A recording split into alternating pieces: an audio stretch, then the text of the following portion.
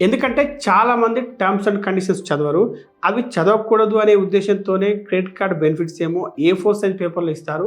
కానీ ఛార్జీలు, terms and conditions అన్ని A6 సైజ్ బుక్‌లెట్‌లో ఇస్తారు. క్రెడిట్ కార్డ్స్‌తో ఏటీఎంల నుండి క్యాష్ తీయడం చాలా కాస్ట్లీ, ఇంకా డేంజరస్. మీపై 2 రకాల ఛార్జీలు వేస్తారు. Annual fee, EMI processing fee, interest మొదలైన వాటిపై జీఎస్టీ పడి తీరాల్సిందే. క్రెడిట్ కార్డ్ కంపెనీలు చేస్తున్న ఒక అతిపెద్ద మోసం ఏంటంటే వారి బిల్లింగ్ సిస్టమ్. అంటే మీ క్రెడిట్ కార్డు బిల్లు క్యాలిక్యులేట్ చేసే విషయంలో అన్ని బ్యాంకులు మిమ్మల్ని ఎలాగైనా దోచుకోవాలి అనే కాన్సెప్ట్తో ఉన్నట్టుగానే మనకు అనిపిస్తుంది.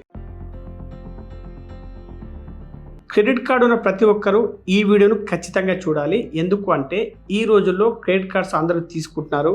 Shopping, travel, movie tickets, petrol, almost అన్ని ట్రాన్సాక్షన్స్కి రివార్డ్స్ వస్తాయి, క్యాష్ బ్యాక్స్ ఉంటాయి అనే ఉద్దేశంతో కొందరు, ఇంకా కొందరు మన వీడియోలు చూసి తమ సిబిల్ స్కోర్ పెంచుకోవడం కోసం క్రెడిట్ కార్డ్స్ తీసుకుంటున్నారు. మనీ విటమిన్ అనే పుస్తకంలో క్రెడిట్ కార్డ్ ఉపయోగించి సిబిల్ స్కోర్ ఎలా పెంచుకోవాలో 18వ చాప్టర్లో వివరించడం జరిగింది. వీడియో కింద డిస్క్రిప్షన్లో ఇంకా పిన్నుడ్ కామెంట్స్ వచ్చే లింక్ని క్లిక్ చేసి మీరు ఆ పుస్తకాన్ని కొనుక్కోవచ్చు. ఇక క్రెడిట్ కార్డ్స్ అంటే అందరికీ కనిపించేవి రివార్డ్స్, బెనిఫిట్స్ మాత్రమే. కానీ బిహైండ్ ద సీన్స్ చాలా రకాల హిడెన్ ఛార్జెస్ ఉంటాయి. లిస్ట్ కూడా చాలా పెద్ద లిస్టే. అవి మీకు తెలియకపోతే మీకు వచ్చే రివార్డ్స్, బెనిఫిట్స్ కన్నా ఎక్కువ డబ్బు మీరు క్రెడిట్ కార్డ్ కంపెనీలకు చెల్లించాల్సి వస్తుంది. చాలామందికి ఇంట్రెస్ట్ ఎలా క్యాలిక్యులేట్ చేస్తారు అన్న విషయం తెలియదు.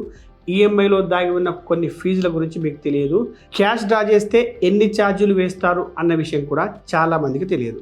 ఎందుకంటే చాలామంది టర్మ్స్ అండ్ కండిషన్స్ చదవరు. అవి చదవకూడదు అనే ఉద్దేశంతోనే క్రెడిట్ కార్డ్ బెనిఫిట్స్ ఏమో A4 సైజ్ పేపర్లో ఇస్తారు. కానీ ఛార్జీలు, టర్మ్స్ అండ్ కండిషన్స్ అన్ని A6 సైజ్ బుక్లెట్లో ఇస్తారు.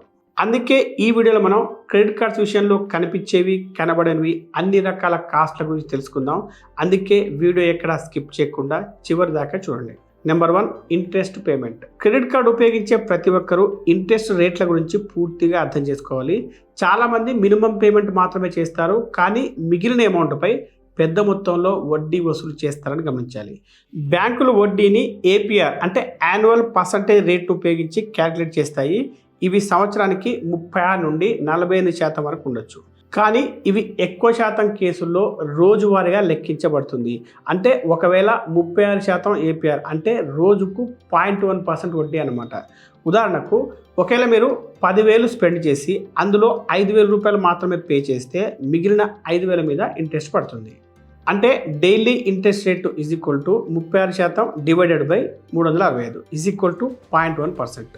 So 5,000 into 0.1% = ₹5. రోజుకి ₹5 అనమాట. సో 1 నెల వరకు మీరు మీ రిమైనింగ్ డ్యూస్ పేమెంట్ చేయకపోతే మీ ఇంట్రెస్ట్ 30 రోజులకు ఎంత అవుతుంది అంటే ₹150 ఎక్స్ట్రా కట్టాల్సి ఉంటుంది. దీనికి అదనంగా లేట్ పేమెంట్ ఫీజు కూడా వేస్తారు. దాని గురించి ఈ వీడియోలోనే తర్వాత తెలుసుకుందాం. ఇక రెండవది యాన్యువల్ ఫీజు. ప్రతి సంవత్సరం బ్యాంకులు క్రెడిట్ కార్డ్ మెయింటెనెన్స్ కోసం యాన్యువల్ ఫీ ఛార్జ్ చేస్తారు.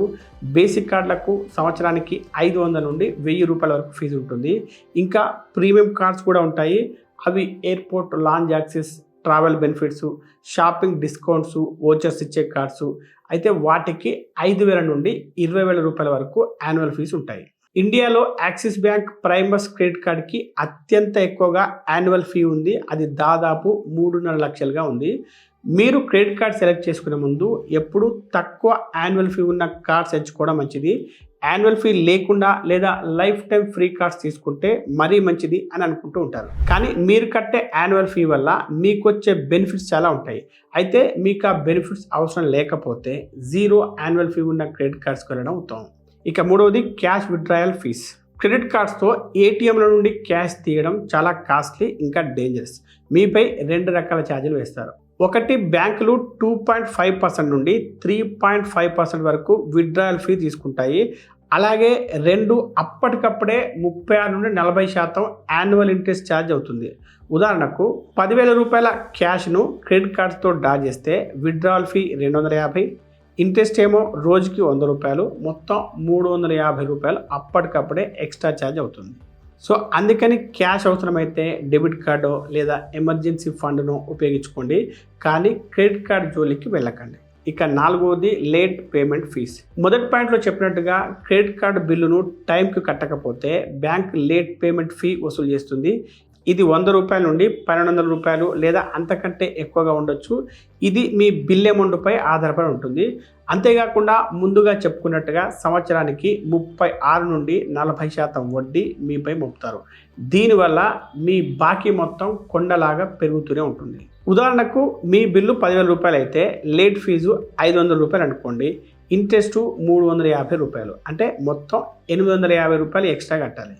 ఇక ఐదవది జిఎస్టీ అండ్ ప్రాసెసింగ్ ఫీజ్. ఇవి తెలియాలంటే మీరు నో కాస్ట్ ఈఎంఐ గురించి తెలుసుకోవాలి. కంపెనీలు వస్తువుల్ని అమ్మినప్పుడు క్రెడిట్ కార్డుపై పడే వడ్డీని డిస్కౌంట్ రూపంలో ముందే ఇస్తుంటాయి. ఆ తర్వాత మనం బ్యాంకుకు వడ్డీ కట్టాల్సి ఉంటుంది. అందువల్ల మనకు వడ్డీ 0 అవుతుంది కాబట్టి మనం వీటిని ఎగబడి కొంటూ ఉంటాము. కానీ మీపై ప్రాసెసింగ్ ఫీజు ఒకవైపు, 18% జిఎస్టీ ఇంకొక వైపు వేస్తారు అన్న విషయం ఎవరు మీకు చెప్పరు. ప్రాసెసింగ్ ఫీజ్ అంటే వన్ టైం ఫీని క్రెడిట్ కార్డ్ కంపెనీలు మీ ఈఎంఐని ప్రాసెస్ చేయడానికి వసూలు చేస్తాయి.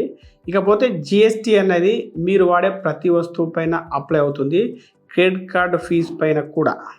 అంటే annual fee, EMI processing fee, interest మొదలైన వాటిపై జిఎస్టీ పడి తీరాల్సిందే.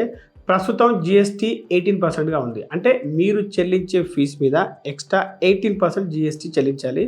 ఉదాహరణకు మీరు 50,000 రూపాయల విలువైన వస్తువును ఈఎంఐలో కొనుగోలు చేస్తే ప్రాసెసింగ్ ఫీజు 1000 రూపాయలు, దానిపైన జిఎస్టీ 18% 180 రూపాయలు, మొత్తం 1180 రూపాయలు.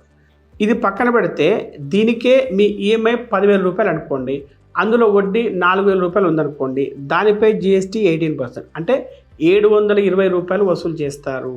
ఇక ఆరవది బిల్లింగ్ సిస్టమ్. క్రెడిట్ కార్డ్ కంపెనీలు చేస్తున్న ఒక అతిపెద్ద మోసం ఏంటంటే వారి బిల్లింగ్ సిస్టమ్.